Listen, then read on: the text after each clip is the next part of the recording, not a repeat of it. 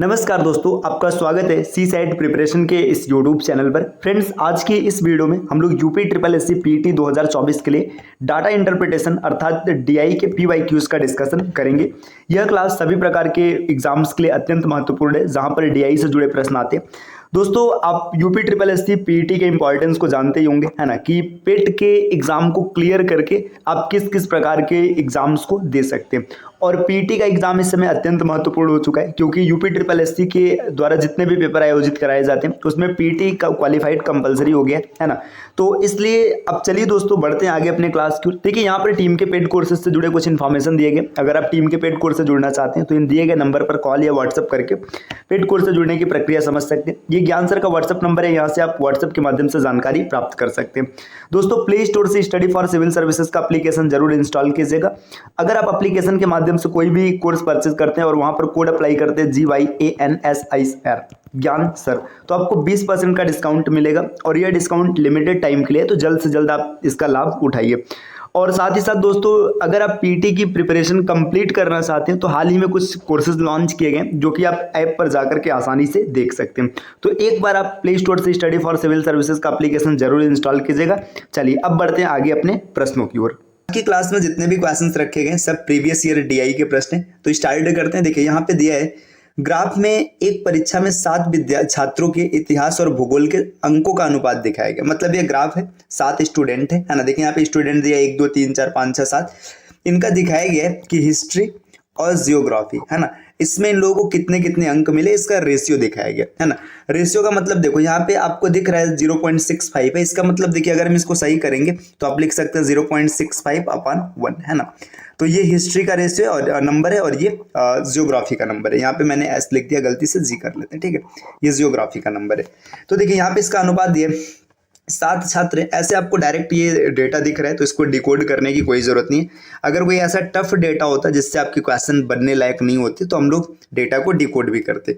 तो चलिए आते अपने प्रश्न पर, देखते हैं कि प्रश्न क्या क्या पूछे गए। तो देखिए, पहला प्रश्न इसमें पूछा गया था, कितने छात्रों ने भूगोल की अपेक्षा इतिहास में ज्यादा अंक अर्जित किए। मतलब कितने विद्यार्थी ऐसे हैं ना जिनको हिस्ट्री में ज्यादा मार्क्स मिले, जियोग्राफी में कम मार्क्स मिले। तो चलिए देखते हैं, यहाँ पे फिर से आते हैं हम लोग अपने इस स्लाइड पे। देखिए, हिस्ट्री में ज्यादा मार्क्स मिला स्टूडेंट्स को। अब इसका मतलब समझिएगा। देखिए रुकिए, अगर हम लोग बात करेंगे, यहाँ पे दिया हिस्ट्री और जियोग्राफी का रेशियो दिया है। अब अगर हिस्ट्री में ज्यादा मार्क्स होगा, देखिए ये नंबर अगर आपका ग्रेटर रहेगा मतलब बड़ा रहेगा, और ये नंबर स्मॉलर रहेगा या मतलब छोटा रहेगा, तो देखिए क्या हो जाएगा, जब भी अंश आपका बड़ा होगा तो जो भी मतलब आपको परिणाम मिलेगा हमेशा क्या होगा, 1 से ज्यादा होगा, ग्रेटर देन 1 होगा, है ना। अब यहाँ पे अगर हम लोग देखें तो कितने ऐसे नंबर है जो ग्रेटर देन 1 है। देखिए ये नहीं है, ये भी नहीं है, ये भी नहीं है ना। 1 2 और 3 नंबर्स ऐसे हैं ना जो ग्रेटर देन 1 है। ग्रेटर देन 1 कहने का मतलब है कि इन लोगों को हिस्ट्री में ज्यादा नंबर मिला है जियोग्राफी के मुकाबले। तो इस क्वेश्चन का बिल्कुल सही आंसर हो जाएगा, ये जो क्वेश्चन पूछा गया था पहला, इसका आंसर हो जाएगा बी। मतलब 3 ऐसे विद्यार्थी हैं जिनको इतिहास में ज्यादा नंबर मिले भूगोल के मुकाबले।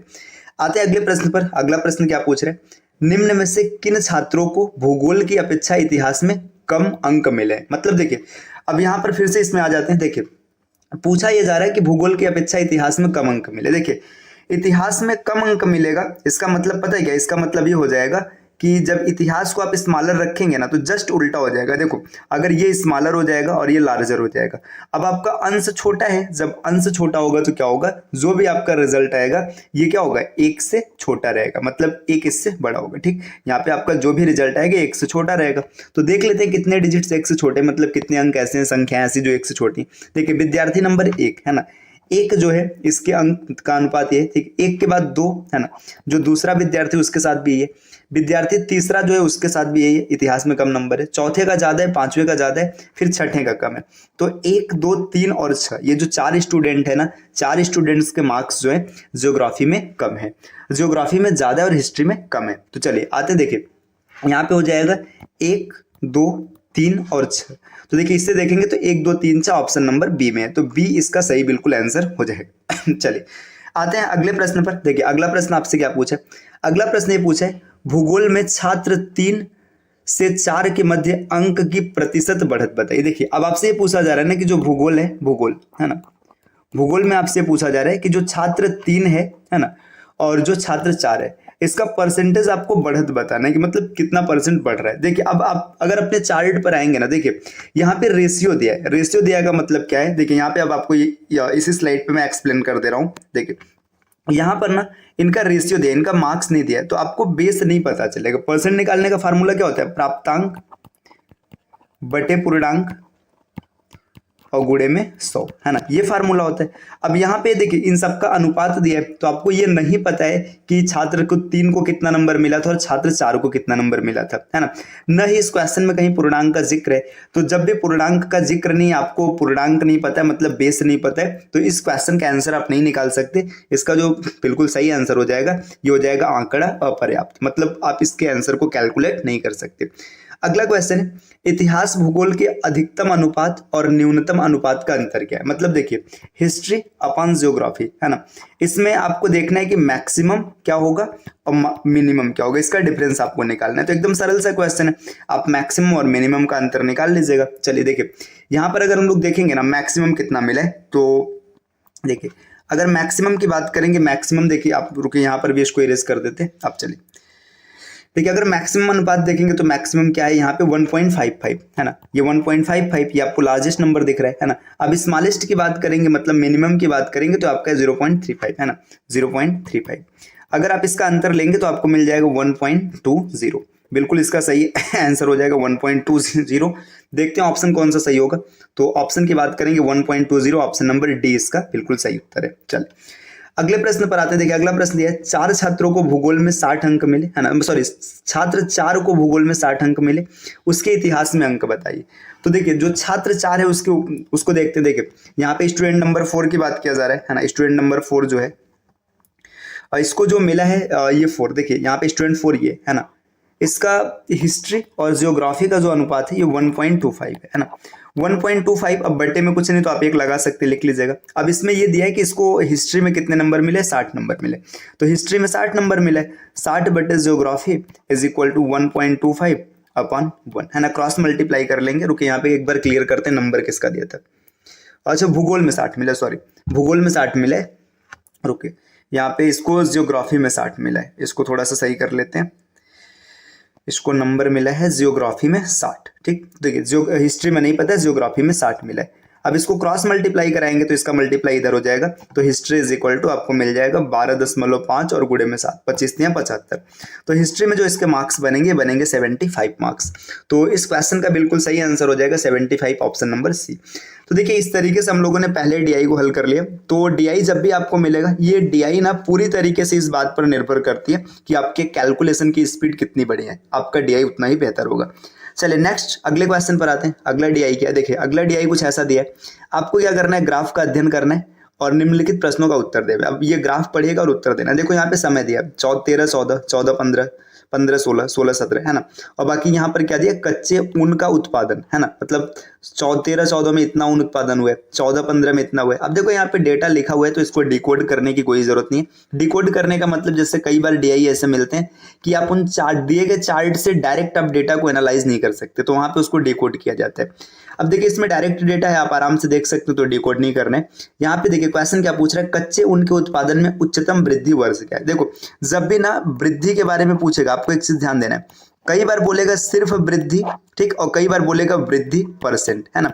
तो जब वृद्धि परसेंट बोलेगा तब आपको परसेंट निकालना है, वृद्धि परसेंट नहीं बोल रहा है तो आपको डायरेक्ट ग्रोथ देखना है, आपको परसेंट के लिए नहीं सोचना है, ठीक। तो यहाँ पे आपसे डायरेक्ट क्वेश्चन ये पूछा है कि मैक्सिमम ग्रोथ क्या है। देखिए अगर उच्चतम वृद्धि देखेंगे, देखिए यहाँ पर तो कमी हो रहा है, 13, 14, 14, 15 आने में कमी है ना। यहाँ पर ग्रोथ है 2 का, ठीक, यहाँ पर ग्रोथ है 12 का, ठीक, यहाँ पर आप देखेंगे ग्रोथ है 11 का, ठीक। और अगर आप आगे बढ़ेंगे तो देखिए और आगे बढ़ने पर यहाँ पर कमी है ना। फिर यहाँ पर ग्रोथ कितने का है, 10 का है, और यहाँ पर ग्रोथ है 5 का। तो जो मैक्सिमम ग्रोथ है ये 16, 17 में हुआ है, 12 का हुआ है। तो आपसे यही क्वेश्चन पूछा था, मैक्सिमम ग्रोथ कहाँ पर है, ऑप्शन नंबर सी हो जाएगा 16, 17, है ना। देख रहे हैं आप कितनी आसानी से क्वेश्चन को टैकल कर पा रहे हैं, आपको कोई भी समस्या नहीं आएगी।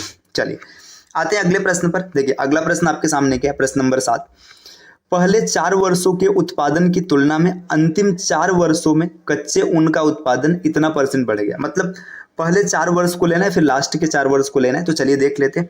अब यहाँ पर इसको थोड़ा सा मैं इरेज कर लेता हूँ। देखिए अब पहले 4 वर्ष की बात किया जाएगा, स्टार्टिंग के 4 वर्ष की बात करेंगे तो देखो कितना है, 56, 51, 53 और 65। स्टार्ट के 4 वर्ष के ये हैं तो इसको जोड़ लेते हैं। देखिए 50, 50, 100, 150 और 210। ठीक, 210 में 5 3 8 1 9 9 6 15, 210 और 15 225 है ना। ये फर्स्ट 4 मंथ ईयर के हैं, है ना, फर्स्ट 4 ईयर्स के।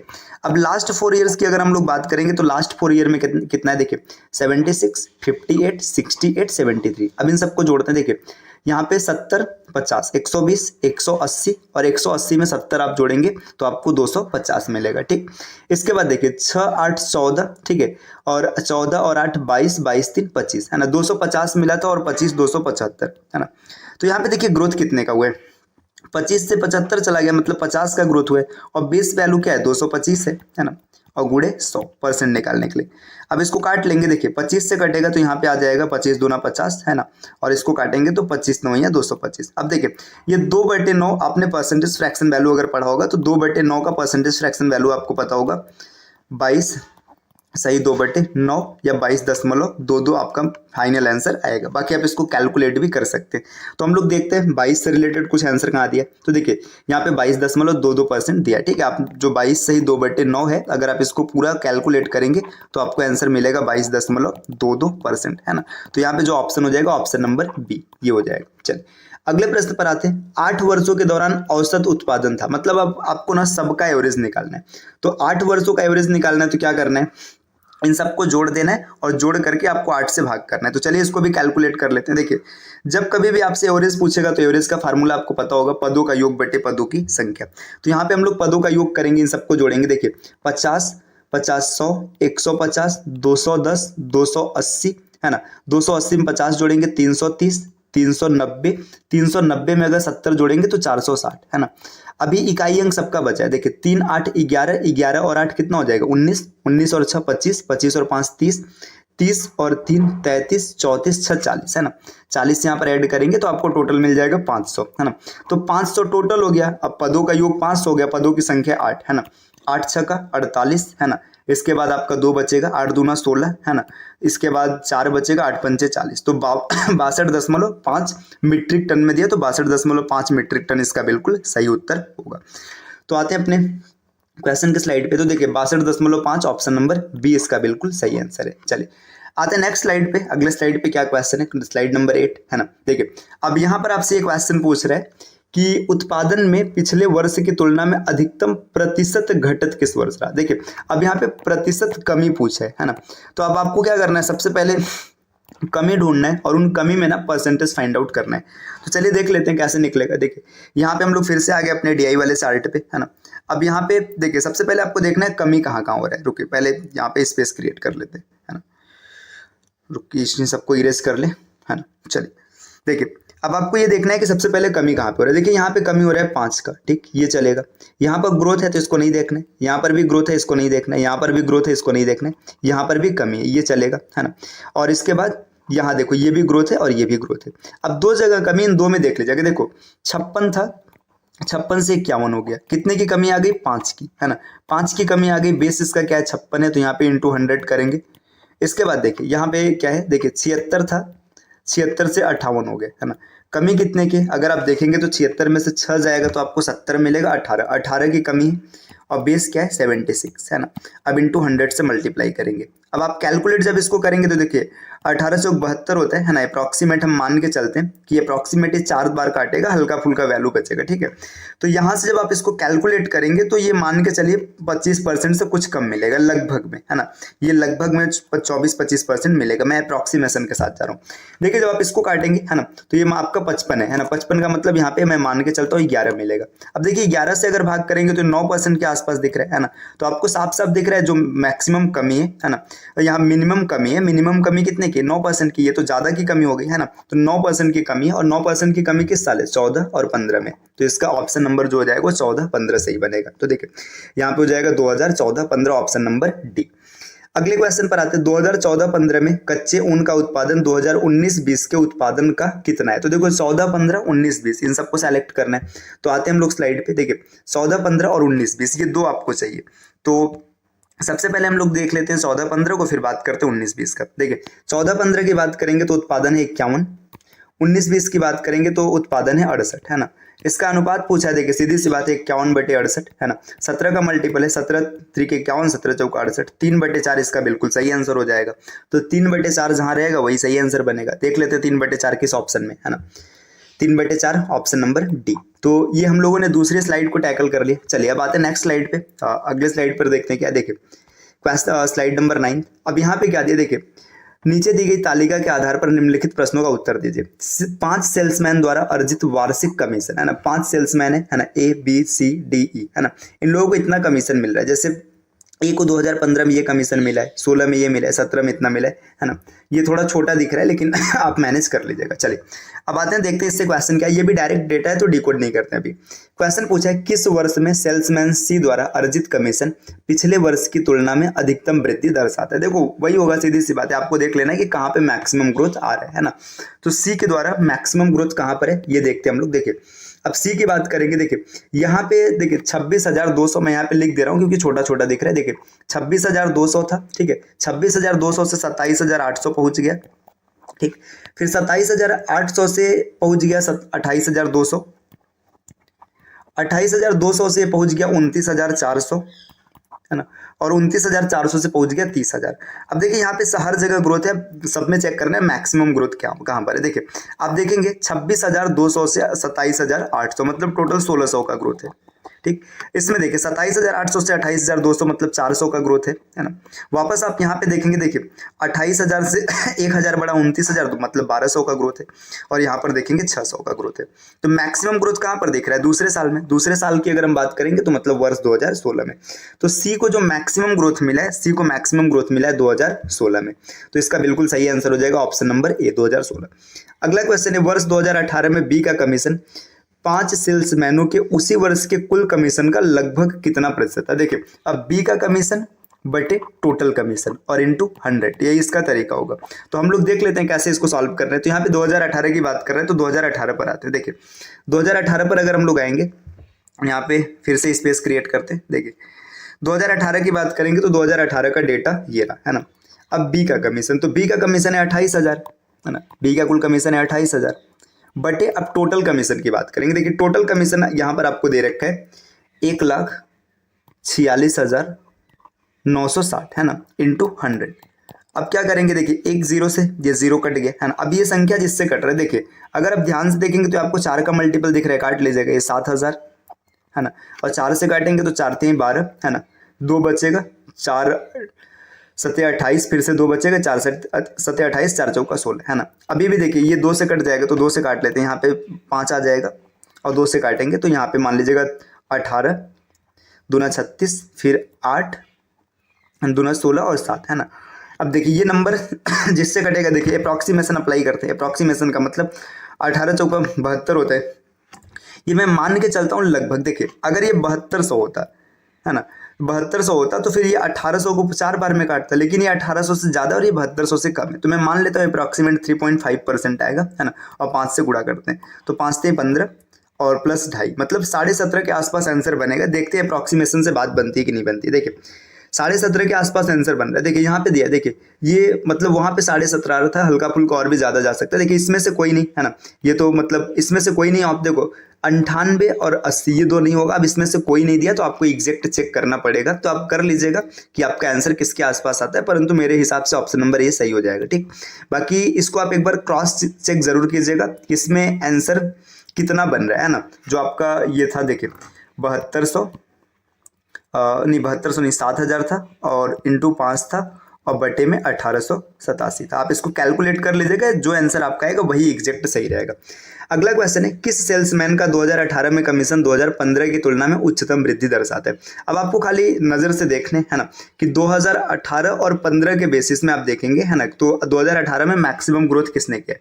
तो चलिए देख लेते हैं। अगर 2018 की बात करेंगे, मैक्सिमम ग्रोथ की बात हो रही है, मतलब सबसे ज़्यादा पैसा किसको फायदा हुआ है, ठीक। तो 18 की बात करेंगे, देखिए 18 में यहाँ पर आप देखिएगा कहाँ से 18 बोला था, एक बार रुके देख लेते हैं है ना। ये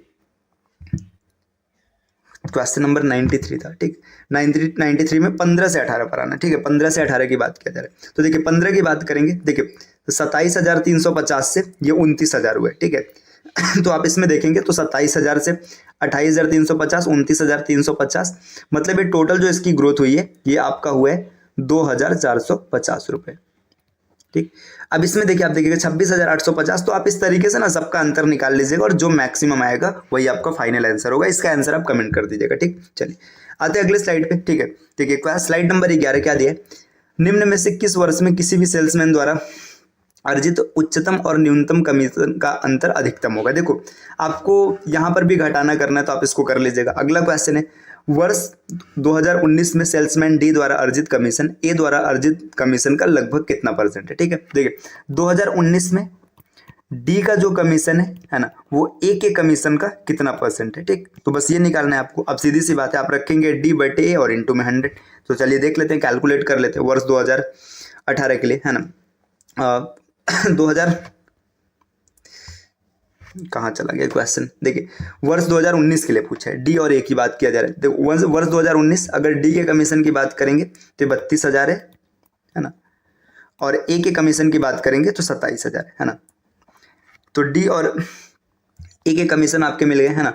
तो अर्जित कमीशन का लगभग कितना परसेंट है, तो देखिए डी का कमीशन 32,000 है ना, ए का कमीशन 27,000 है। आपको दिख रहा है कि यहाँ पे सीधी सी बात है, ऑप्शन कोई नहीं आएगा क्योंकि जो भी आंसर होगा 100 से ज्यादा बनेगा। चलिए नेक्स्ट देखिए, ये अगली डीआई हम लोगों की, इसमें क्या दिया है, विभिन्न महीनों में 4 शेयर ब्रोकर में खुले खातों की संख्या है, ये सैकड़े में है, मतलब 2500 2800। ठीक है, यहाँ पर महीनों की संख्या दी है, मतलब महीना दिया जून जुलाई अगस्त सितंबर। यहाँ पे ब्रोकर का नाम दिया एंजल, शेर खान, जेरोधा, ट्रेडवुड। अब देखते हैं इससे रिलेटेड क्या क्वेश्चन पूछा गया। और ऐसे देखो ये डायरेक्ट डीआई है, डायरेक्ट का मतलब इसको डिकोड करने की जरूरत नहीं, सब कुछ एकदम स्पष्ट दिख रहा है। आते हैं क्वेश्चन पर। क्वेश्चन यहाँ पे पूछा गया कि निम्नलिखित में से किस महीने में खुले खातों की संख्या महत्तम है, मतलब सबसे अधिकतम खाता कहाँ पे खुला है, आपको ये निकालना है। ठीक है, और खातों का एवरेज पूछ रहा है। देखिए जब कभी भी एवरेज पूछेगा ना, तो एवरेज निकालने का तरीका क्या होता है, देखिए आपको क्या लिखना है, पदों का योग और बटे में पदों की संख्या, है ना, आपको ये करना है। लेकिन देखो यहाँ पर जितने भी पद हैं, पदों की संख्या क्या है, समान है, सब में 4 है ना। तो अब आपको क्या करना है कि जब हर जगह 4 है तो आपको ना 4 से भाग नहीं देना है, जो मैक्सिमम नंबर आएगा वहीं पे मैक्सिमम आपको टर्म मिलेगा। तो चलिए चेक कर लेते हैं इसको, है ना।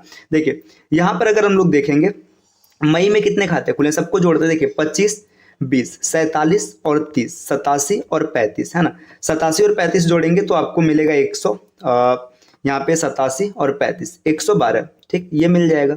अब देखिए आगे बढ़ते हैं। देखिए यहाँ पे अगर हम लोग और भी देखेंगे, यहाँ पे कैलकुलेशन एक बार रुकिए क्लियर कर लेते हैं। 20 20 40 30 70 और 30 100। ठीक है, सही है। देखिए 28, देखिए 20 10 30 और 40, 70 और 40 110, 110 और 8 8 16। ठीक है, 16 17 18 5 23, 110 और 23 133 हो जाएगा।